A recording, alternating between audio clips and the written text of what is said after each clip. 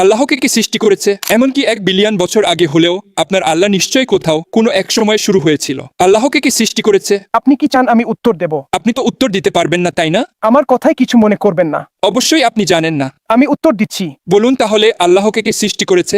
দেখুন, অনেক সময় আমরা প্রশ্ন করি না বুঝেই যে এটা আদৌ প্রশ্ন কিনা। যদি আমি আপনাকে বলি সূর্য কয় পায়ে হাঁটে, সূর্য?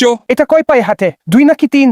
সূর্য তো কোনো পায়ে হাঁটে না, তাই না? কিন্তু এটা কি আমার করা প্রশ্নের উত্তর হলো? আমার প্রশ্ন ছিল এটা কয় পায়ে হাঁটে, 2 নাকি 3? সূর্য তো কোনো পায়ে হাঁটে না। আমার করা প্রশ্নের উত্তর দিন। আমি কিভাবে উত্তর দেব, কারণ আমি জানি না। 2 নাকি 3? আমি পারবো না। কিভাবে? আপনি বুঝতে পারছেন মাইকেল, আমি যে প্রশ্নটা করেছি আপনি জানেন এটা আসলে অর্থবহ কোনো প্রশ্ন না। কারণ হচ্ছে এই প্রশ্নের ভেতরে কিছু ভুল ধারণা আছে। সূর্যের তো কোনো পা নেই। 2 পা বা 3 পা থাকার প্রশ্নটা আমাকে এটার উত্তর দিতে হবে না, কারণ প্রশ্নটাই আসলে ভুল। কারণ কোনো প্রশ্ন অর্থবহ ও বৈধ হতে হলে তার ভেতরে এমন ধরনের কন্ট্রাডিকশন থাকতে পারবে না। আপনি যে বলেছিলেন আল্লাহকে কে সৃষ্টি করেছে, এটা কোনো অর্থবহ প্রশ্ন না। আমি আপনাকে কারণটা বলছি। আল্লাহ সবসময় ছিলেন, তার অস্তিত্বের কোনো শুরু নেই।